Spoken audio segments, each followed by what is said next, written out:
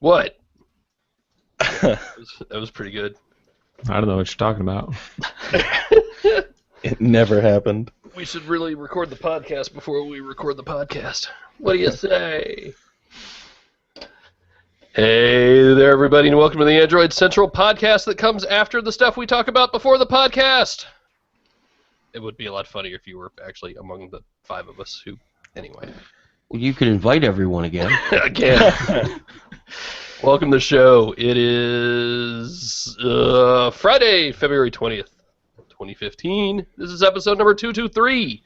And I say that with such dedication because we have already recorded episode 224, believe it or not. What? That's crazy. And let me just say this about that. You're not going to want to miss it next week. So we pre-recorded it because this time next week we will all be either on our way or already in Barcelona for Mobile World Congress. And we did a little something different. It's actually really good, if I do say so myself. And I say that even that I know that I'm on it. But anyway, whatever. We're going to talk cars. And we're going to talk watches. And that's it. And it's actually a really fascinating discussion. I learned a lot. So stick around for that. In fact, I tell you what, maybe I'll even release it a day early next week. How about that? No. Why not? Why not? Because I'll have to adjust all my little notes. No, you won't. No, you won't. Okay. You can still stick with your notes, what I told you, but Okay. I'll just put it out a day early. So, welcome. I'm Phil Nickinson, as it says down there, for those of you watching the video. Russell Holly's here. I am. Nothing witty to say about that? Just Nothing at all. My presence is now expected. well, that's true. You're no longer a novelty, Russell. That's right. It's totally worn off. Look at that, Russell's Russell. here. magic's You're gone. good. It's a day that ends in Y. I don't care. Jerry Hildenbrand is with us as well. Yep. Oh, This is great radio. even worse. Andrew Martinick, come on, do something. I don't know. Am I supposed to like dance around or something? I don't really do that on a regular basis. We're a bunch I'm of here though. Are there special occasions where we can get you to dance? No. I think there's a button in Hangouts toolbar somewhere. Exactly. You get a party hat on or something. Yeah. in Alex Dobie in England. Hi, everyone. We were going to cram more boring white guys into this podcast, but I think this is enough. What do you say? Speak for yourself. We can just do a whole podcast of me going like this. So I tried sticking my camera on this computer for a couple days. That's I why really you like look it. so funny this morning. Ah, see? I'll put it back. Whoa, whoa, whoa. Okay. I thought you were in a different office this morning when you No, called me. no. I just had it on the other monitor. You're talking to Evil Reverse Phil from That's right. Parallel Mirror Universe. Phil. What was it? What they call the Bat Spider-Man? You have a real name? Yes. Russell, Talking help about me. Venom? Not Bat Venom. Spider-Man. It was Superfish, wasn't it? Or was that something else? That's the third. Alex is going to Spider-Man. dedicate this entire show to keeping us on track. Well, there's one hell of a segue. Fine, let's talk about Superfish. I did want to talk about Superfish, actually. If you have not heard or have been living under a rock or something, Lenovo did a bad thing. To borrow a line from, what's his name? I just totally forgot his name. What was that guy's name? Who sang that song? What song? In Eyes Wide Shut. It was in Eyes Wide Shut. It was Chris Isaak? Yeah, You and your hippie music. sounds right. My wife will correct me later. Somebody's going to correct me. Somebody in the Q&A correct me. But anyway, yeah, so Lenovo loaded some really bad ad malware. We'll call it owlware. I don't think we need to drop the M. This is pretty much just straight up malware, isn't it? Yeah, I mean, this Like, is... there's no abbreviation needed. By definition, it's what it is. All right, let me see. I just read a really good explainer of this on Gizmodo, and I've been reading a lot about it, but I thought Giz did a really good job bringing it down to a level, because I'm not a network guy. I don't necessarily get certificates as well as I should, so they loaded this preloaded, and getting preloaded crap on a PC is nothing new, right? Far out, predates Android devices with crap on them. But Lenovo had preloaded the certificate, which gives you, and they call it a root cert, right? So it was a root certificate that basically gives you almost unfettered access to anything coming through the network, encrypted or otherwise. Chris Isaak, thank you, Q&A. It basically tells your computer to trust any network traffic that knows that can use this certificate. That is also a really good explanation. And they did it to pump ads into all sorts of web pages. So if you went to Google and it looked like you were shopping for something, it would throw ads to this company that was basically paying Lenovo to do that, right? And that in and of itself is bad, but it's also not, the way it was being done was really bad, but being paid to promote products is nothing new, right? So that made sense. I get that. But the way they did, A, it was evil, it was bad, and B, they screwed up the way they did it so that anyone who was able to crack open the certificate, and somebody did, like in the first day of all this breaking, then anyone else can inject whatever they want. So if you're going to a banking site, they could spoof a banking site. I mean, it's insane. Did I get anywhere close to explaining that right? It wasn't just a case of the fact they were able to crack it. It's the fact they were able to crack it because they were using lousy encryption, right? And they used the same Company's private key on every single Yeah, certificate for every device. So it wasn't a different private key for each device. So once you found one, you had them all. So you've got this monumental screw-up from Lenovo in a number of levels, right? The fact that somebody thought this was a good idea in the first place. Well, and that's where you need to start, because there was no malicious intent. They just wanted to make a few bucks. Now, that can be malicious. Well, no malicious intent in that they just didn't care. Right. Nobody looked. You could argue in Nobody itself looked is at kind what of this thing does. malicious in itself. I don't know. Yeah. Lenovo's guilty of not paying attention. That's what it really boils down to. And in this case, it turned out to be super dangerous. So here's my question, and it's a little rhetorical on my end, but I want to ask it out loud. This currently only affects Lenovo PCs, or certain laptops, wasn't it? Some cheap models, pretty much. All right, so As of Lenovo right now, now, I don't think it affects any of them. But yeah. right? So they took it off. Microsoft has pushed patches to help get rid of this, and that's good. That they were able to rectify this so quickly, it was pretty good. Lenovo makes Chromebooks. Do I need to worry about that on a Lenovo Chromebook? Do you need to worry about it? Yeah, Lenovo could do something just as stupid, but they haven't. Well, it's a question of who handles the software on a Chromebook, isn't it? Because Google has more input into that, arguably, for updates and stuff than Microsoft does, right? Right. And Lenovo couldn't necessarily just stick something on top of Chrome OS in the way they could on Windows. Not without approval, no. Yeah. And you got to imagine if it's something that's replacing ads on Google services, that's going to be a pretty big red flag for Google right there, isn't it? Right. I mean, there's other things that Lenovo could do, but I mean, you've got Google to hopefully catch this kind of dumb stuff. All right. So Chromebooks, we're not quite so worried about, right? All right. Lenovo now owns Motorola. Do we need to worry about this on phones? I think it's more of a question of character more than anything. I mean, we said that Lenovo is guilty of not paying attention, but the fact is they did this, and they now own Motorola, and they now control the software that goes on Motorola phones, including in China where there's less oversight from Google. So maybe that is a valid concern there. I'm not going to say should we worry. I'm going to say when this happens on Android, and it will. Understand that we've come dangerously close to something really similar happening before. It didn't happen, but all of the pieces were there for this to happen. Yep. I think you guys, we were talking about it earlier, and somebody said it was on Sprint as well. But I remember all those AT&T Samsung phones that had the Lumen toolbar.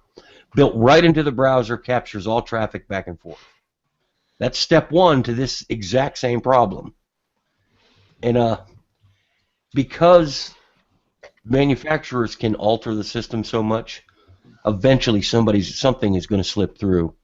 Look at Carrier ID. We had a fit because of the bug that was in it. IQ, right. Yeah. Nobody liked what the software was supposed to do, but once you added in a bug that slipped past everybody, it turned it into a security nightmare. This will happen again on Android, and there's not much we can do about it. Well, thanks for that upper, Jerry. Hey, well, no, I mean, you have to hope that it gets caught quickly, and it probably would on Android because there's so many eyes looking at parts of the code. It's not all open. And you have to hope the reaction from Google and or a manufacturer or a carrier will be instant. And that's just the best you can hope for. And it would have to be instant, really, because on a PC you at least have the option of reinstalling Windows. Right. You know, you can just Right. take the OS off yourself and install a clean version of it. And you I'm don't not have that option on Android. And I'm not saying Android is more dangerous. The same thing could happen on iOS if something slips past Apple. The thing is if it slipped past Apple, it would be fixed that afternoon. You know, hopefully. If it was this big of a security hole, they would do something to stop it. That would be the only thing that would worry me if this ever slipped in, you know, an Android phone that was fairly popular, is how long would it take to get it fixed? Well, so, and actually, because of the security stuff that we've done recently, I know the answer to that question. This is one of those things where Google would be able to reach in, stop the app manually, and remove it from the phone instantly. This is something Google Play Services is actually built to handle. So if something like this did happen on Android, Google would be able to stop it within an hour. Like, it would be immediate, and it would be on all the phones. And I mean, we have the same sort of certificate system in Android, right? Close enough. Sort of, yeah. Yeah, similar. It's one of those like settings that I see and have never once touched. Well, it's a trust thing. There are certain things that you know you can trust, and you want to mark them as trusted. The problem here is Lenovo marked one as trusted that nobody seemed to look at. I was trying to find it on my phone here. So, if I'm more worried about this sort of thing, am I safer? Am I more or less safe if I buy a phone directly from the manufacturer, the way that Motorola sells them directly, or a Nexus phone, or HTC does it as well? Or am I less safe if I'm getting a carrier-branded phone? Well, it drags us back to the concept of bloatware in a weird way, because this kind of software. There's nothing stopping Motorola or HTC or any of those from installing, especially the ones who are using their own special browser implementation, like Samsung's special browser and HTC special browser. You know, if they decided that it was a good financial decision to have something like the Lumen toolbar on the side, a mistake like this could happen on Android, but it wouldn't ever happen in Chrome, for example. No. Because the Chrome's just not built for something like that to happen. So, because a lot of our Android phones currently have Chrome installed as the default, and in some cases don't even have an alternative browser installed, then I think the answer is yes, but there is that one big caveat that it is still possible. It's just maybe somewhat less possible. I think it's just, who do you trust more in that situation? I don't think you should ever have perfect trust in the manufacturer to do everything right, and you should never have perfect trust in the carrier of doing something right, or any other software vendor. It's just, who do you think, or what organization do you think can do it best with the least chance of them messing something up? Like we said, don't think there's any intentional wrongdoing here, but do you trust what software group to put something out the right way in the most secure way? So I did just find it in the settings. I remember it's in there. So there are a whole bunch of certificates loaded on my phone. Are those there when who loaded these? How did those get there? I don't remember doing it. Oh, you did it by using the phone in most cases. Right. Trusted certificates get added by going to those sites and by logging in and by using those secure credentials. You add to the trusted certificates. There are a few loaded by default. Google, for example, Google certificates are loaded by default, and there are a couple others that I don't remember off the top of my head. But they do exist, and they do kind of get added as you use them without any kind of like pop-up or anything like that. Cool. But never without you explicitly okaying it. As far as, yes, I go to this website, yes, I want to log in, yes, I want to remember this, yes, and then it'll add a certificate. It doesn't just do it if you click a link. Right. Yeah. You have to log in, and you have to make it part of your trusted setup. Right. Back to what Andrew was saying, I still want to say that my biggest thing would be who I trust that could fix it fastest if this ever happened. I would hope that this would never get past anybody, but it did. It did. Last Friday we found out it got, or yesterday we found out it got past Lenovo, and it has been for several months. They've known it was there, and they've been figuring out what to do with it. I just, who can fix it the best? That's got to be an important factor in your decision. If it's like, let's say T-Mobile TV had a bug in it that could leak data, you would think T-Mobile could fix that right away on the network side, just stop the app from working until they get it fixed. But what if it's something more deeply embedded, like a browser? I hate to say it, but you're better off buying a phone that doesn't have those kind of extras in it if you're paranoid about that kind of stuff. Well, I feel better, I guess. Everybody needs to realize that every time you pick up a device that's connected to the internet and do anything with it, you run the risk of having some sort of malicious issue. It's out there. 9 times out of 10, nothing happens, and 9 times out of 10, for that one time it can happen, it's easily taken care of, and it's taken care of before it gets to you. Internet security is a pretty, hot topic with a lot of people putting a lot of eyes on it, and they're very proactive. You're not at risk, but you really are at risk. It's likely not going to happen, but it can. So I don't want to scare anybody off, but everybody needs to know that, it may happen to you. It doesn't help that it's written in this other language. I mean, I wasn't kidding when I said I thought that Gizmodo piece was really well written, because there's a lot of this I don't understand how it works a little bit, and it makes a little more sense to me now. And there on the other side of that, there are two extremes, right? You have the Giz piece in the middle, and either a lot of it is just too dense and too technical for most people to understand, or on the other extreme, it's just way too sensational, right? And doesn't really educate anyone. So it is good to have that middle ground. Right. God, there was another malware piece I read. Somebody pinged us on Twitter about it today, and it was just like, no, I'm sorry. It was this malware spies on your phone when it's even after it's shut down. Well, the thing was, your phone wasn't shut down. It made it look like it was, and you would still have to, fall victim to the same traps that you always do. Your phone was rooted, and you installed some random app from a different app store, and then it tricked you. And then you said, let that app have root privileges. Right. That's the kicker. You had to okay this before it could do anything. I mean, look, once you do that, and once you check that box that says give this app root privileges, all bets are off. Like, anything could happen at that point. Almost literally anything could happen to your phone. Yep. If you don't trust the app. So it's been one of those days with all Yeah. All right, enough doom and gloom. Right. We don't want to scare anybody, but we want everybody to be aware. What do you want to talk about? Hey, Motorola's going to send Russell a mysterious box on Wednesday. What do you think's in it? Andrew says there's going to be a head in it. Yeah. What's in the box? Human or other? Yes. As much as I love the It's going to movie be a 7, hybrid.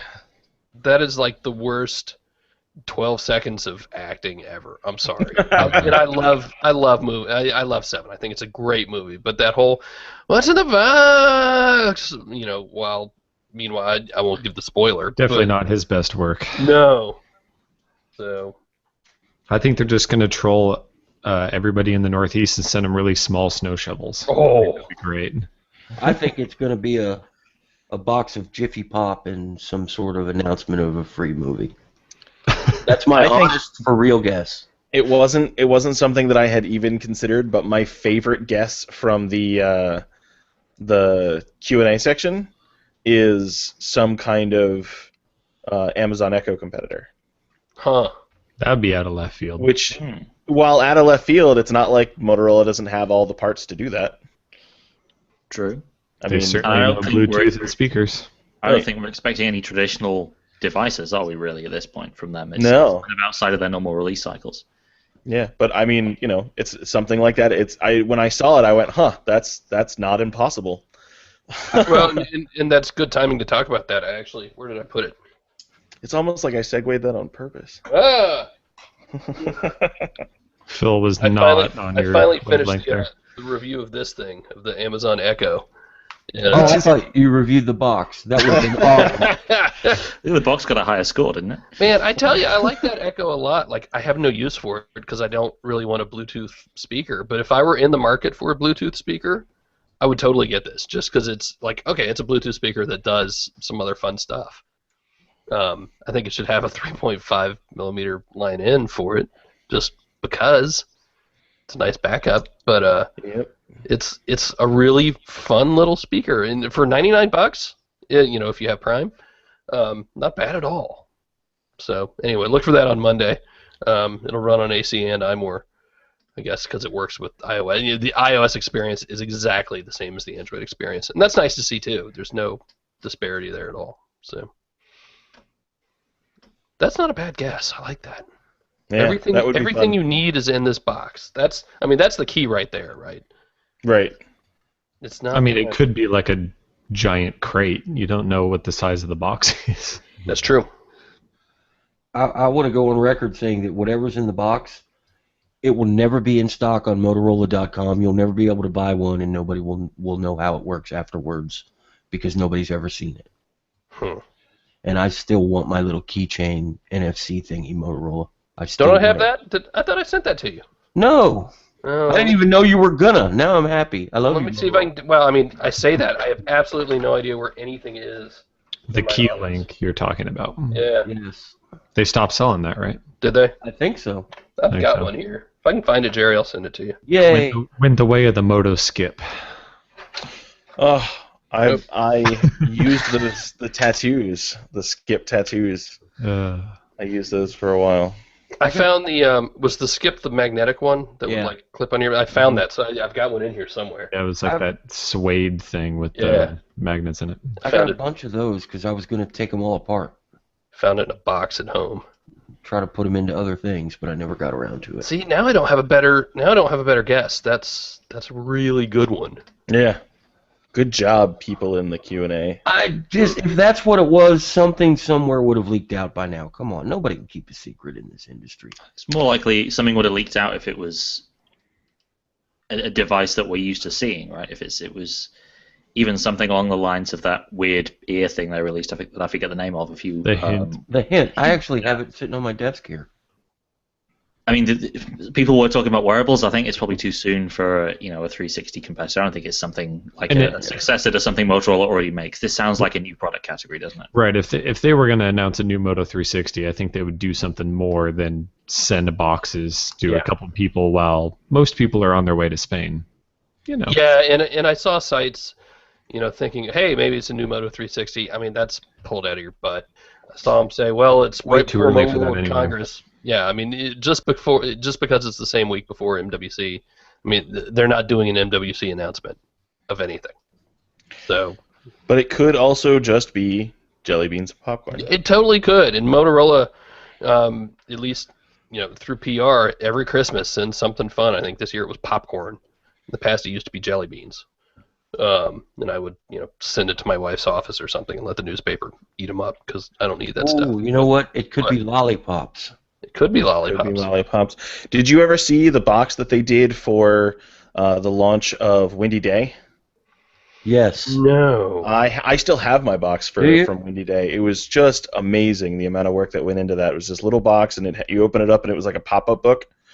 That was the scene from Windy Day, and the phone sat in the middle, and it lit up, and like as soon as you opened it, they like had a battery rig to it on the inside, and headphone jack so that you could plug in your headphones. It was really amazingly well done. No, I I still think think one of the coolest things like that I've ever seen in packaging is what LG did with the Optimus Black. With Yes. that Yeah. Yep. we've got. I did a whole post on that. I took a picture of like every page in that book that came with that. It was really cool. Now I finally put my Google Cardboard together this week. Maybe I did last week. I bought one from Amazon, really nice one, and the Nexus 6 doesn't fit in it. Right. So I'm going to have to buy another one. Well, the Nexus Oh, I 6 should have doesn't told fit you that. anything. That was my fault, Jerry. Because No, I that's was the one okay. who told you to get that one. It's still real nice. I'll just have to buy another phone that fits. The Droid Turbo fits in it amazingly, and with that higher resolution display. I'll have to buy a good phone that fits. He'll have to buy a phone that he can actually use where he lives. That would Hey, be the Alex. issue. Alex has the G Flex 2 there. How's that going? I sure do. So, yeah, we got this a few days ago. It's, I mean, I guess if I had to sum it up in a word, it's probably weird. Would be the word I would go for. It's. Oh, I was expecting a worse word. You meet I think I said those words before the podcast began, but it's. I mean, my hope for this phone was that it would just be a better G3, and all the other stuff layered on top, the curved screen, the self-healing back, and all this other stuff, and the plastic OLED, whatever else, would just be icing. I think using this past few days has proved to me that there are still compromises there. This isn't just a good Snapdragon 810 phone with extra stuff laid on top. This is first and foremost a curved phone with a self-healing back that happens to be Snapdragon 810, but there are also compromises there. The few that I've found, I mean, you go back to the self-healing back for a moment. That thing is a total lint and dust magnet. You can't take it out of your pocket without dust accumulating around the top of it. You have issues with the screen with it being kind of grainy, with the lowest brightness level being way, way brighter than it needs to be, to the point where you can't really use it in a dark room without it just burning your eyes. And you also have issues with battery life that we're seeing right now. And okay, it's early firmware, but it is the firmware they're selling in Korea. So you have this device that's the same battery as the G3 that's running a lower resolution screen, is on a more advanced chip, and yet just doesn't seem to function noticeably better than the G3, and actually in a couple of areas, like battery life, seems to be noticeably worse. So it's not a bad phone. It's enjoyable to use. Got Lollipop, the LG UI, all the features from the G3 that you probably know and love, and the camera from the G3, which is still one of the best cameras on an Android phone. But it is not this slam dunk. Here's LG with a first Snapdragon 810 phone that's really, really fast and really great, but also there's this stuff on the side. It is first and foremost built around those features, those gimmicks, if you want to call them that. And it's almost like the user experience maybe in some places takes a backseat to that. So you love the phone, right? I mean, I wanted to like this phone. I after using it in Vegas, I was hopeful for it, not just because that was kind of a quiet show for Android phones, but just because it looked like it would be more than just this weird technical showcase for here are all these crazy technologies that LG Display and LG Chem are working on. But that doesn't seem to be the case. And frankly, when you're getting like 12 hours on a charge with 3 hours screen on time in a device that you're charging flagship money for in 2015, that's no good. And maybe they'll fix that with a software update that they say is coming. Geez, But that's as it even worse than stands, the Moto X. It's kind of Moto X Nexus 5 sort of territory right now. I need to use it some more to get a better idea, but there are some areas of this that just kind of fall short, and maybe that's just software. We'll have to see when the update comes out. But like I say, they're shipping this in Korea. This is a shipping product. This isn't pre-release, so we'll just have to wait and see how it turns out. But this isn't the first Snapdragon 810 phone that you will really want to use. This is LG doing something a little bit weird, a little bit quirky, and maybe it's not. Maybe you have to sacrifice in other areas, and there are compromises. But this isn't a new flagship, really. This isn't a replacement for the G3. You're gonna have to wait on the G4 for that, I think. Yeah, I mean, a lot of your complaints have sounded like just early bad software. And we had that with the G3, but I think given the state of things right now, I would be very surprised if they could fix things to the extent that I think they need to be fixed with just software. When I remember when Andrew and I we were tag team reviewing the G3. He had Verizon. The G2 at that G2. point. Mm-hmm. And what we got, the software was bad. It caused issues everywhere. And then right about the time we were wrapping up, they updated the software and made everything a lot better. But it doesn't sound like things are even good enough for that to happen with what you're seeing. I mean, they could fix. I mean, if there's something really fundamentally wrong with the Right. software that is just tanking battery life, they could fix that. They could fix that overnight. Stuff like But the screen, you're never going to fix Right. that with software That's- because that's just the way it is. that's what I mean. You're seeing real issues that a software fix probably isn't going to be able to address. Yeah. And that's unfortunate. It could have been, I think, a nice phone, and we had every indication at Vegas that it probably would have been a decent phone overall, but I think there are more compromises there that you see when you use it for a few days than necessarily you would see on the show floor, right? Yeah, I mean, we came out of that just, hour or two with it pretty excited. Yeah. And maybe that was, maybe you got kind of a little bit too optimistic there, but, that's why I've learned to ignore first impressions of phones. But I like being excited. I don't get that excited No, Phil, you're anymore. not allowed to be excited. You can't have nice things. Oh, man. Well, fine.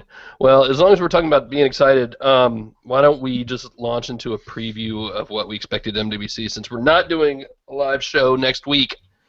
I mean, we've got a few things that we pretty much know. We think we know, right? Galaxy S6, and a new HTC One, probably M9, right? But maybe more. Which one do you want to talk about first? No, nobody. All right, we're done. See ya. Peace. Well, it's Pick one, Jerry. M9. All right. I don't know a thing about it. That's why we're sitting here quiet. What can we say? Right. What can't we say? I mean, we had the... No, I mean, I don't know a thing about it. We had those initial kind of case leaks that were kind of funky, and we saw multiple leaks in the span of like a week that were all different looking, and since then we really haven't gotten too much from there. It's all been the same kind of basic speculation of, they're finally going to go with a higher resolution camera. There's going to be a big one and a little one. There's some kind of potential fingerprint scanner thing going on. That's all kind of basic stuff you could have thrown darts at a dartboard and picked out 6 months ago. Right. If you like the M8, you're probably going to love the M9. If you didn't like the M8, maybe there'll be something there to attract you, but chances are it's going to fit into that same mold. Everything we've seen makes it look like a refined M8. And refined in the areas that matter, right? The biggest thing that we assume. The biggest thing that killed that phone for me was the camera. I decided, I think going into last year, the one thing I wasn't going to put up with on phones was just lousy cameras, because we had so many of those on Android phones the year before, and HTC I think was probably among the most disappointing in a flagship phone last year. So it's definitely a good thing if they're going with a more traditional high megapixel count camera. Maybe even with some kind of stabilization thrown in there. That's what the manufacturers that are getting good results, like LG and Samsung, are doing these days. I don't think there's a single person, and you guys know I'm in that frequencies thing, that we get to give a little more unfettered feedback to HTC. Just in a different way than we do in a more traditional, review or just blog posts. But I don't think there's a single person who has said, no, the camera's just fine, don't touch it. I think in some way we've all pretty much said Ultra Pixel was a cool idea, but you just can't get away with that resolution, and ultimately it just didn't work as well as you kind of hoped it would. I think the word I used was in one of our M8 or M9 preview things it was kind of a failed experiment. It was this idea that never really worked out in the real world. So maybe. I mean, I think it's going to be really cool on the other side of the phone. Yeah, I mean, the Desire Eye was still a little disappointing with that. Well, that wasn't Ultra Pixel, I guess. That was just 13. That was just sheer resolution. Yeah, it'll be interesting. I don't know. I mean, we put the Desire Eye right up next to an iPhone 6, and we're doing selfies in the dark with them, and it was still just night and day. The iPhone was so much better. So I don't know. We'll see. Well, the iPhone's using quote-unquote megapixel technology, ultra pixel technology. I think it's just, I really think HTC gave up too soon, maybe made some wrong decisions, and that's something they should not have abandoned. That makes me sad. No, well, the idea is good. The problem is the parts they sourced just weren't good enough. The parts they could get which had the larger pixels all had issues in other places, like washed out colors, lousy dynamic range.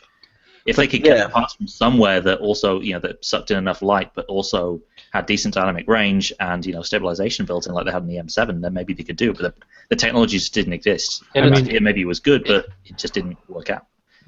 Go ahead, Andrew. I was going to say, they don't necessarily have to develop and fail at this in public either. Why don't they skip a generation or two while they work on this in-house, or like you said, use some of that technology in a front-facing camera or a lower-end phone where they want to tinker with it, and until they can source those better parts, maybe put the 20 megapixel sensor with OIS in an M9 or something and try that, which presumably they tested before putting it in as well. Well, and it's not that they can't do a higher resolution ultra pixel. I mean, it's technically possible, but you have. I mean, the phone would be an inch thick, right? If they Yeah, had the 20 Z-axis megapixel ultra issues. pixel, yeah. Yeah. I mean, a number of reasons why they didn't, and I think that was one of them. But you've also got file size. You've also got, cost. Cost. So yeah, that was. It's not that they can't technically do it. So. Yeah, I think there were a number of things that needed to be worked on. Now, what about this idea that there's more than one phone coming? I mean, I think eventually there will be more than one phone coming there in. is. Whether we get it in Barcelona, maybe not. But I think with, you have this kind of pattern established now where you have a big phone and a small phone. Apple did it with the 6 and the 6 Plus. You have Samsung with their Galaxy S series and the Note series.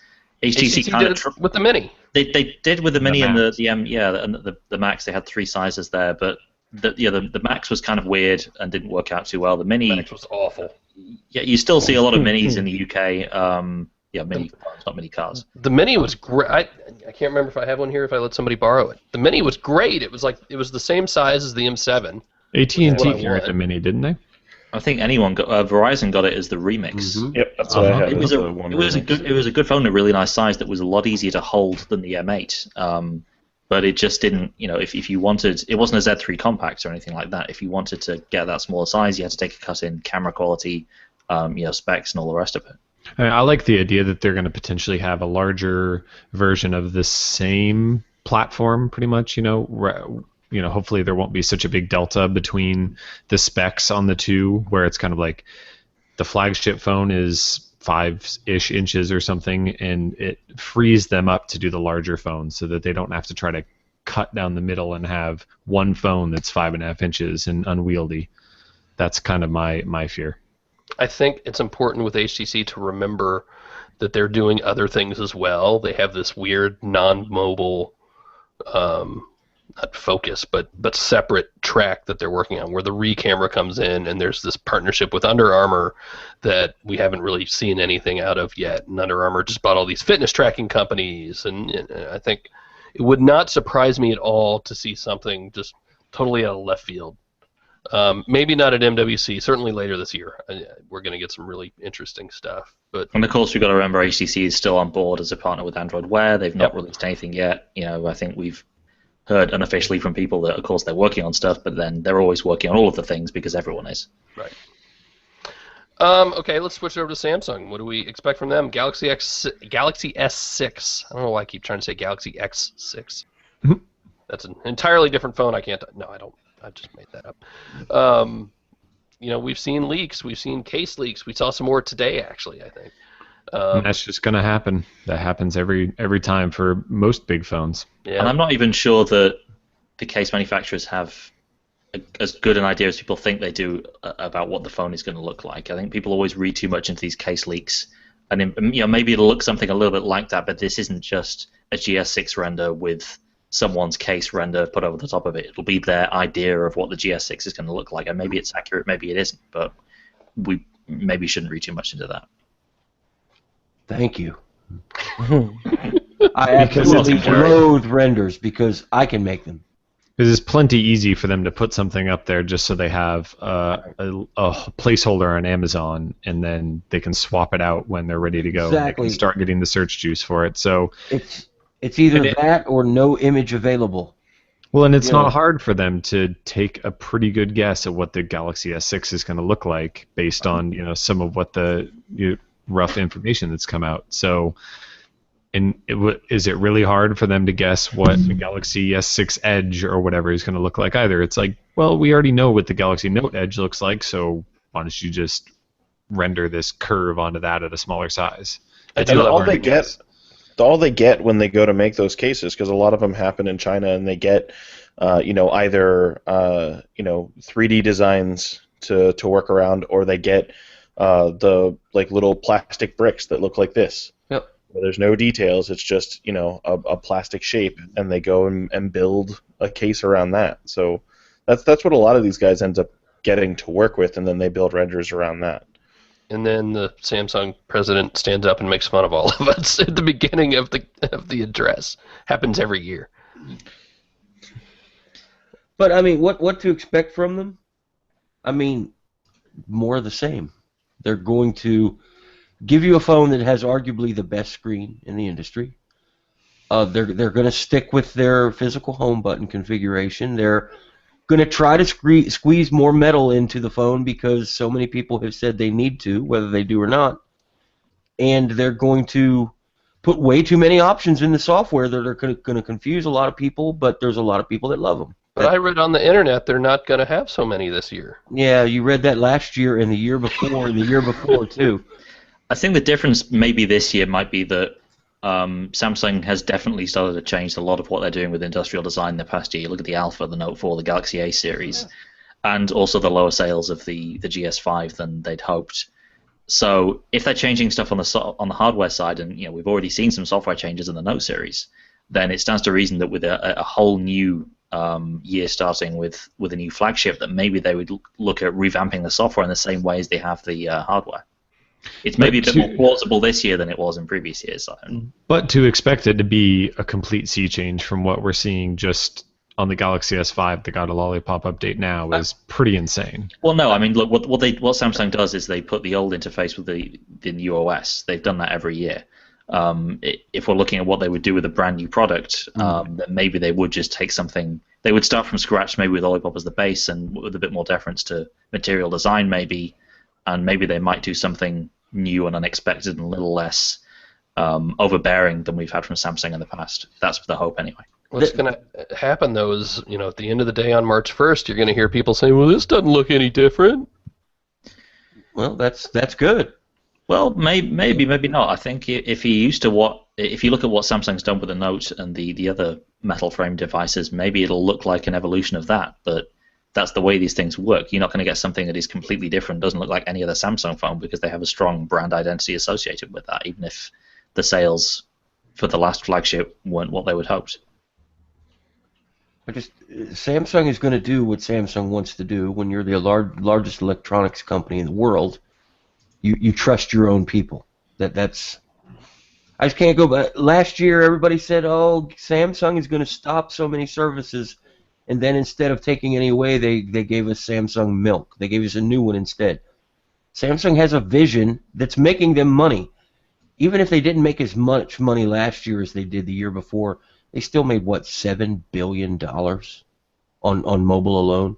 When you make $7 billion profit, you continue to do the things that made you $7 billion. Do you think we're going to see anything, I think I said totally out of left field earlier from HTC, do you think we're going to see a surprise from Samsung? And at some point, I remember I said I thought it would not surprise me at all to see something unexpected. I mean, the Gear VR was sort of one of those things, and they've got this crazy camera thing that they showed us at the DevCon.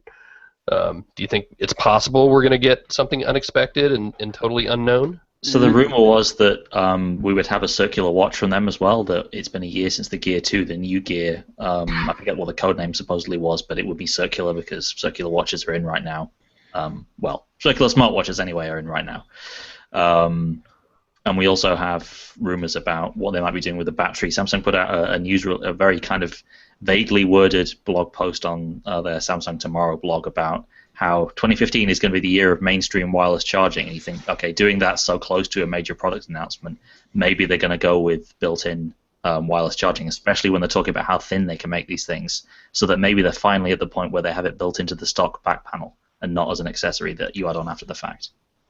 Which you can argue about the influence of Samsung and how many they're going to sell, but that would be a pretty huge deal for having wireless charging be a little more adopted by people. And it would also make sense if, as rumored, they are going with a smaller battery this size because of the constraints of the going with a slimmer chassis, which you don't know whether to believe rumors or not, but it's come from a few places, and it could well be true this time. Well, Samsung's one of those companies, when they say it's going to be the year of something, they have the weight behind it to actually make it the year of that thing. They wouldn't have said so that. many of them. They wouldn't have said that a week before announcing the new flagship if they didn't have all the pieces already in place. Yeah. And the interesting thing about wireless charging is that they've always sold these little wireless charging kits you can add after the fact, but they always come out later. They're kind of expensive and bulky, and they've always sold their own Qi chargers too. So it's really been this weird thing that they continue to do, but have never really talked about. So it would be an interesting step for them to go by default. And you've got to think, for Samsung as an accessory seller as well as a smartphone seller, is it better to sell a Qi charging pad and back to a handful of people, or is it better to sell a phone with built-in Qi and to say to everyone that buys one, look, do you want to have this optional wireless charger as well, and probably sell a load more of them? I just want the Gear VR to work with more than one phone. Yeah. It can be more than one Samsung phone. It doesn't have to be every Android phone, although, you know, I wouldn't complain about that either. And it won't be, so don't worry about that. No. But, you know, there's no good reason that I can't clip my Galaxy S5 into a Gear VR. Yeah, at some point they're going to have to address that, just from the point of it only works with the Note 4 at this point. So you're at some point later on in this year, you're going to get around to where the Note 4 is going to get replaced, and then now what? Now you have to have a new Gear VR come out with every single Note version. That would be a little funky. Something modular with something you can, clip around the phone to make it fit in there, right? Would be great. I just want a Gear VR Edge. You know what, Jerry? Go back to the charging thing for one more minute, because one of the big questions, if you've been living under a rock, we've done a big thing on the quick charge technology this week, just because, it's not that I'm fascinated by it. It's not that new. I've been using it for a while. But we finally got some for the car, and for me that's really changed things, because I don't drive long distances. So, I'm in the car like 20 minutes on my way to work, and normally I'd get like 10 percentage points, maybe, right? Car chargers have never been fast, but now they are, and that makes that 20-minute drive way different for the life of my phone. So we've been doing this big piece about it, and one of the questions is, well, what does this mean for Samsung Exynos phones, because they're not Qualcomm based? So you think maybe that's a workaround for this, or? Well, the Exynos Note 4 has its own technology that works with Samsung's adaptive fast charging, which is cross-compatible on the Snapdragon versions with Qualcomm's Quick Charge 2.0 chargers. And I believe LG is doing something similar, because the charger that they ship with it, I don't believe is Quick Charge, but it does seem to work with quick chargers as well. So I think we're going to see a lot of crossover there. As we found, they've never said what amount of the technology they're licensing or how they can use it, or obviously they can't use the Quick Charge branding, so they brand all of their things adaptive fast charging, but they're able to do it on the Exynos in some capacity. We can't treat Quick Charge like it's some sort of magic. Right. It is software on the phone that monitors the battery level and sends a signal to the charger that says, hey, you can send me lots more juice, bro. And the charger says, okay, cool, here's lots more juice. And then the phone finally says, okay, scale back. That's all it is. And Samsung is more than capable of making their own version of that, if they haven't already. But Qualcomm is also no stranger to whiteboxing their software and selling it to other companies. And it wouldn't surprise me if Qualcomm said, hey, you can have this and you can implement it into your own chip and just don't mention Qualcomm, and it'll only cost you this much. Yep. Which may well be what they're doing with the Exynos Note 4 already. We don't know. Right. We just know that they have a fast charger and it charges quickly whether you have the Snapdragon or the Exynos one, which kind of brings us back to the same thing of, oh my gosh, the Galaxy S6 isn't going to have Qualcomm in it. Let's all, light our hair on fire. Dude, that bums me out, but it doesn't matter. I just, part of me says it's great because that means every phone in the world will be on the same chip platform, for that model.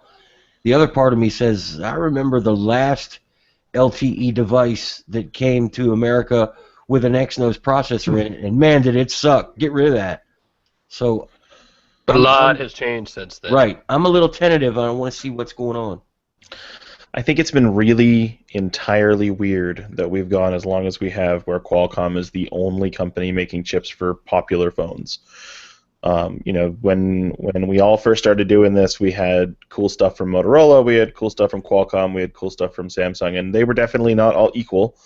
But it was one of those things where it was part of the fun for me anyway was learning what these new chipsets were capable of, and for the last year it's been it's a Qualcomm thing. I already know everything about how this is going to work. So on a technical level, I'm excited. And the daily use has, there's so much parity in the daily use now, right? Like, look at that Dell tablet. Have you noticed anything about just doing normal things on it that are any different than?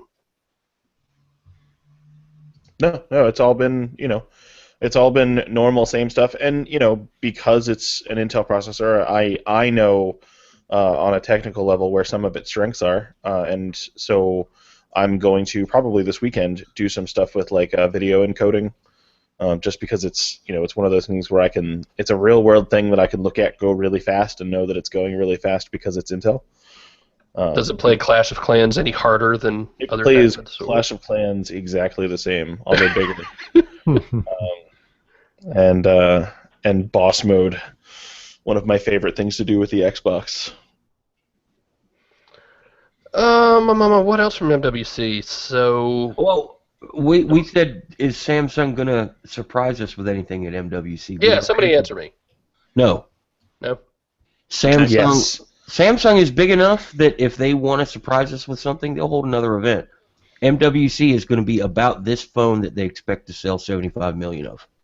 True. Do we want to talk for a second, because I guess it's kind of MWC related, about the LG Watch Urbane? Yes, we absolutely should. If you haven't seen it, think G-Watch R, only a little bit smaller. They got rid of the big giant bezel and just have a smaller bezel. Metal, gold and silver, and it looks nice. Couple leather band options instead of rubber. Looks really, really nice. Otherwise, same internals. Android Wear. We don't know when we'll get it. I'm trying to remember. Did they say Q1? I don't remember. Have to look. I think they just said reveal at MWC, having announced ahead of MWC. And again, that's how LG does things. It announces what it's going to show at the shows. It's entirely possible they will announce more things in the coming week. Which, look, given how busy MWC is, isn't necessarily a bad idea. Right. Yeah. That said, I'm not expecting another phone from them, right? Well, at least not another high-end phone. Sure, I think we're still. In fact, last year was last year the G Pro 2? Yeah, it was. Yeah. God, seems longer. It's conceived they could make another G Pro, but they haven't really sold outside of Korea for a couple of generations. And this is LG, we'd know. Yeah. Come on, I said earlier nobody can keep a secret. This is LG. That's true. Yeah, no, the Urbane looks really, really nice. Terrible name, but Yeah, the name's not great, and I did ask why no G-Watch Urbane, and it was really just to not confuse it with the G-Watch. Well, I'm glad they took the extra G out of there. That was kind of confusing. Yeah. Yeah, so it's not the G-Watch R Urbane or anything. It's just the LG Watch Urbane. It's not terribly unlike that WebOS watch we saw at CES. The silver one looks really similar. Yeah, it doesn't have... I think that one had 3 buttons, did it, Alex?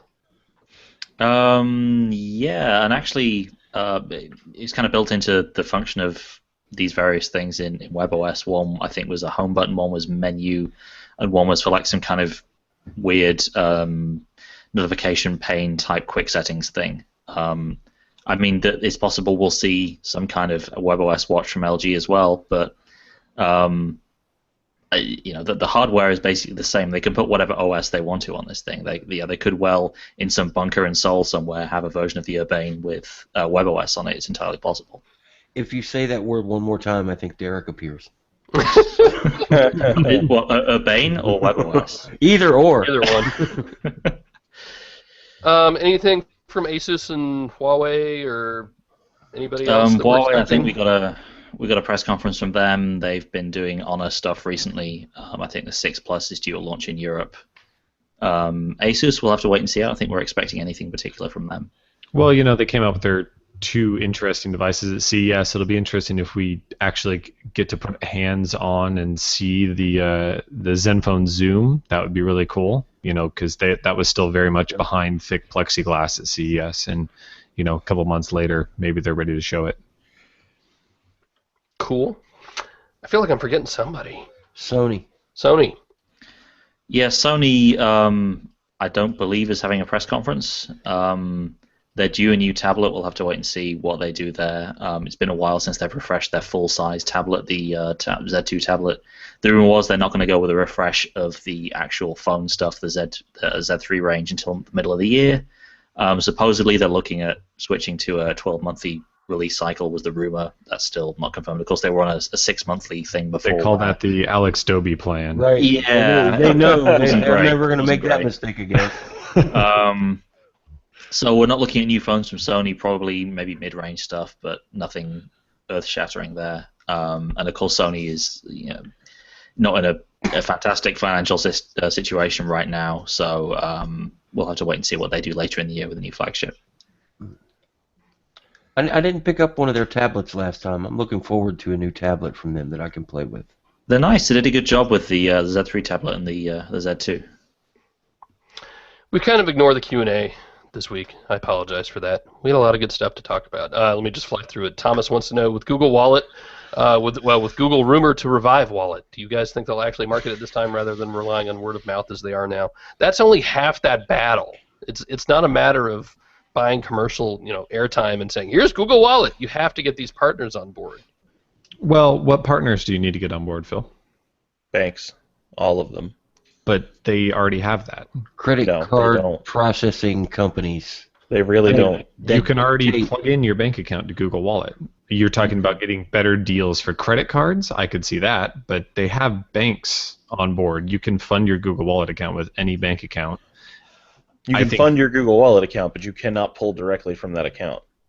You have to perform a juggling act where you move money from one place to another. Google Wallet right now, as far as I'm concerned, is a prepaid Visa gift card. Exactly. You can treat it like that, but it's not it's not what I originally wanted from my Citibank account with Google Wallet, which was plug in my Citibank account, walk up to a cash register and tap, and have the money go directly from my Citibank account to the person. Right. It works as a proxy right now, but I think.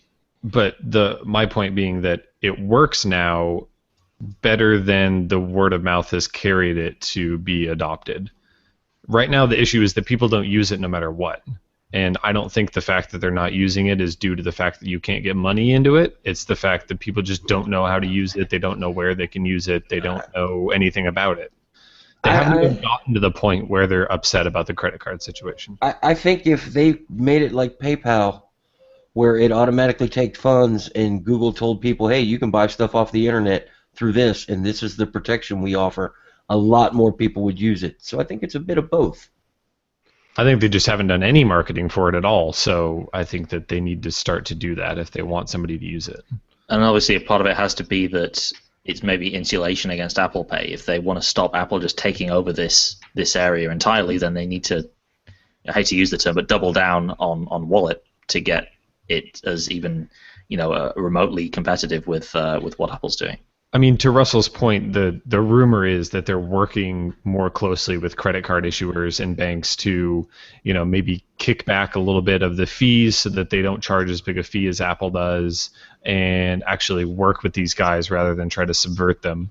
Who knows if they're able to do that? I mean, presumably they tried that the first time and ended up just doing it the way they're doing it. So who knows where their relationships stand between them and the companies. What's been really cool about Apple Pay is watching everybody else do the work for Apple, right? Oh, yeah. You have the credit card company saying, come use Apple Pay, and you have the store saying, come use Apple Pay. Right. And I don't think any company other than Apple can get retailers. I thought you had the stores saying, screw Apple Pay, we want to use this instead. You had like 2 stores. Oh, okay. I haven't been paying much attention. You have a massive conglomerate of stores who are talking about currency, and that's an entirely different matter. There are a ton of banks and several large stores who have been making their own commercials for Apple Pay support, and that's all the commercials are. There's nothing else about not their products, not their services. It's all about Apple Pay. And it's really kind of bizarre. That Apple allows that to happen is in and of itself a big deal. I mean, and I'm sure somebody signs off on it, but still. And I mean, even at that though, I've gone to plenty of convenience stores around here, grocery stores, everything, never seen a single person doing an Apple Pay transaction. And I'm not sure I have either, actually. It's a pretty tech-forward part of the country here, and everybody has iPhones. Everybody's still pulling out their wallet and swiping at Walgreens and Bartell's and Whole Foods, all these in Target, all these places that have NFC payments. So here's an interesting hypothetical to kind of segue into. Imagine 5 years' time, you drive your Apple car into a drive-thru. Does it come with Apple Pay, and can you buy a burger just by driving through a drive-thru? There's a sensor in the road. Yeah. Do you accidentally pay for somebody else's stuff as you drive too close? Possibly. You can't decide what you want on the burger either. It only comes. But you can only get the Apple Pay burger.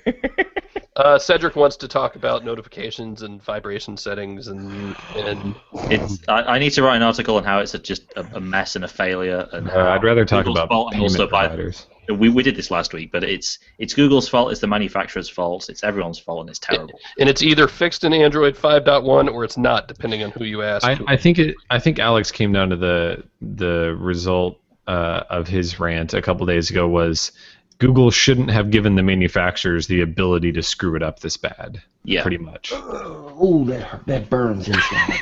Well, that was a simple vibe, but Google screwed it up in the first place by doing what they did, and they screwed it up in the second place by just not having guidelines strict enough to make manufacturers not screw it up even more badly.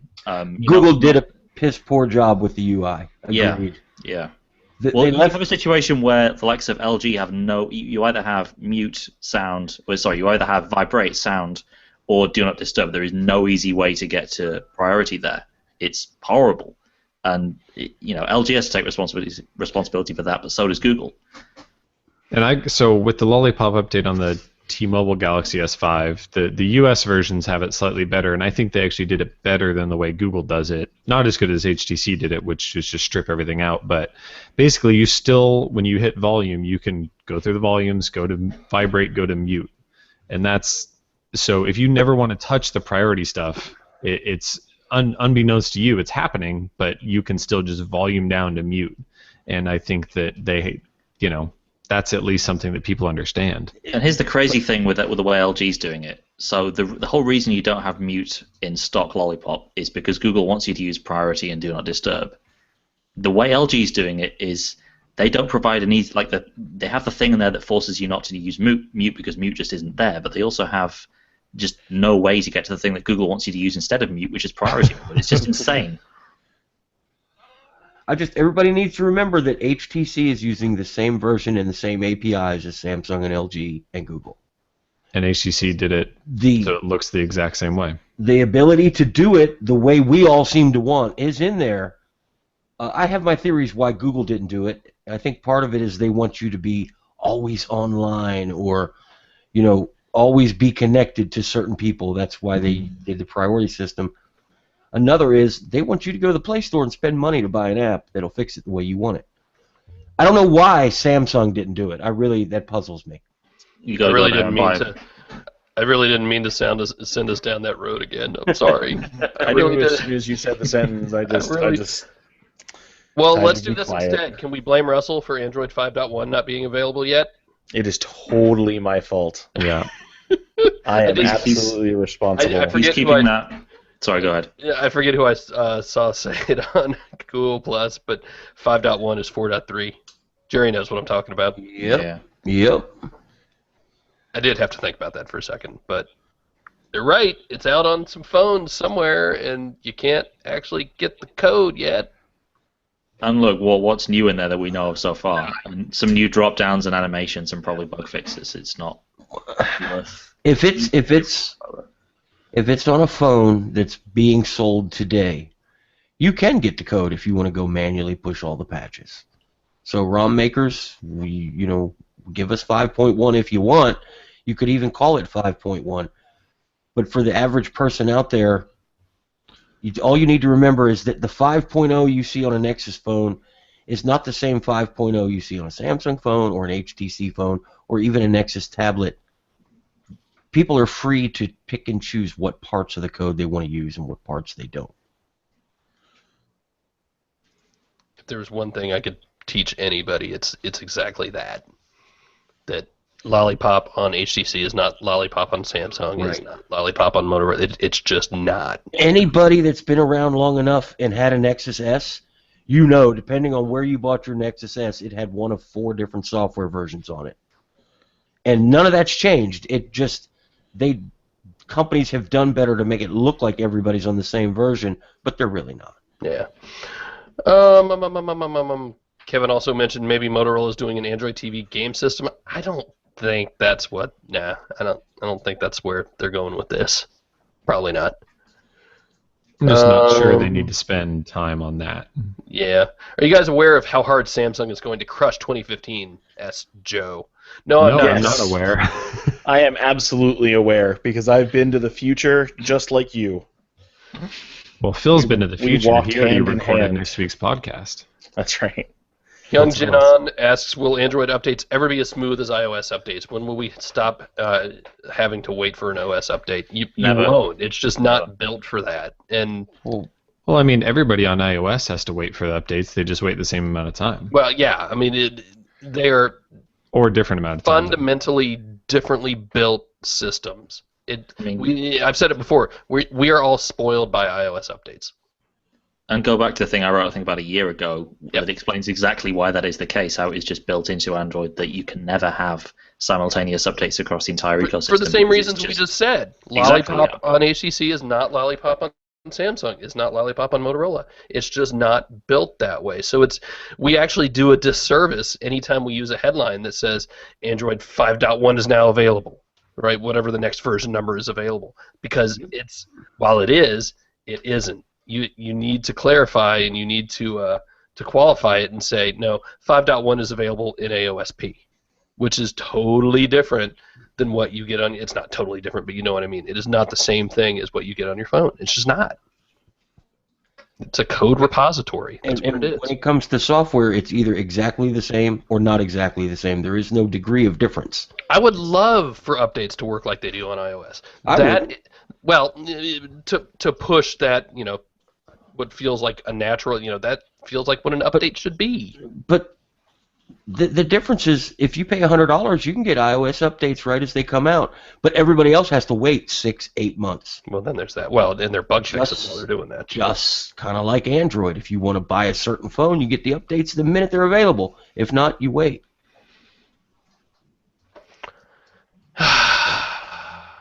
I'm glad we don't get excited about those things. No one method is better than the other, as long as in the end you get a fairly bug-free version of the software. Hey, by the way, G-Watches, not just G-Watches, Android Wear watches are getting 502 for what that's worth. Just bug fixes, right? Yeah, We're not- mine still doesn't. Oh, have is it. that what I told mine not to download earlier? Yeah, Maybe. Yeah, I don't have it yet. On as we all stop to check our watches at the end of the Yeah. podcast. Speaking Don't of mind good me. radio, I'm not being rude. I'm just looking at my watch. I was out and didn't know if I had enough battery, so I told it no. yeah. So Up to date, you see about lie. that. All right. Well, I think that's gonna do us. That was a fun, good podcast, though. What a wicked game to play. Make me feel this way. How is it that no one has made a soundboard of the things that Phil says during these podcasts? Nobody Because loves he me. would fire me. You're listening to it right now. You're listening to the Phil soundboard right now. I still understand why there's not an app that is a soundboard that I can set as my notification tones. Someone needs to get on that. Somebody's Like- desperate for their weekly app picks if they really do that. Jerry will just write his own app, submit it. That's right. Totally would. If I can do it for Obama, I can do it for Nicholson. Oh, God, I forgot about that. All right, well, that's going to do us for this week. Again, next week we will not be live, but we have a really good show lined up for you. Some really good Android Auto stuff and CarPlay stuff as well, because those two are going to be living side by side, so I thought it was important to talk about them at the same time. Some really good discussion. I'll just tell you, I flat out asked Renee, how can Apple put out a watch that looks like that? That's what I asked him. You won't believe what he told me! You say what we're all thinking. Imagine what he told you. What Renee told me will shock you. I hate Facebook headlines. I don't know. I heard that Johnny Ive said that it's the only acceptable shape for a digital watch. I gotta go finish reading that, actually. That was a really good piece. That's because Braun and Sony never made a watch for Johnny Ive. All right, so on the 27th, no live show, but I'll put it up to 26th. I mean, the live show from various planes around the world would be kind of fun. It would. Try, but, you know. I think I tried that once. It didn't quite work. We will do some sort of podcast from Barcelona, I promise. Probably, I don't know, if not Sunday, maybe Monday night. When things Probably calm at an down for us. inconvenient hour for most of our listeners. Well, no, it'll be better for them. It'll be bad for us. It'll be late. Maybe. I don't know. Anyway, look for that, early week after next, in about a week and a half, I guess. So, if you want to, you can email us, podcast@androidcentral.com. Actually, I was going to read one. Damn it, I always forget. Phone encryption, do I need it? Asks GUI. Yes and no. Good answer. Thank you.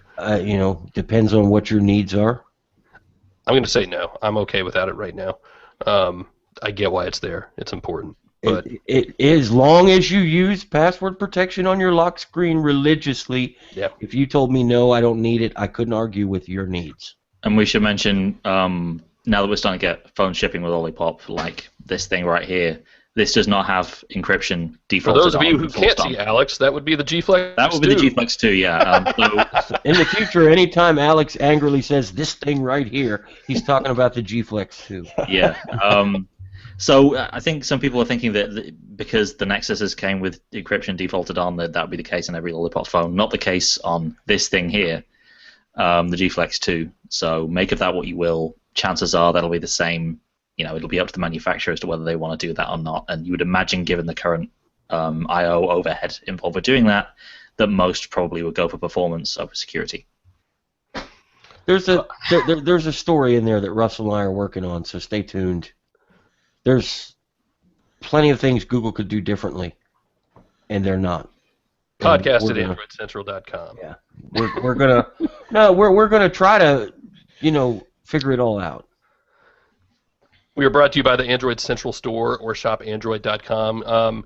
Everybody kind of rated all the quick chargers this week, by the way. So if they're out of stock, check back. And I know they're trying to get some more in, some other brands and stuff in as well. Car chargers and wall chargers, right? Those car chargers are awesome. Yes, that's where the ones I got came from, and I'm pretty stoked about them because they're not huge. That was the surprising thing, is how small the car chargers were.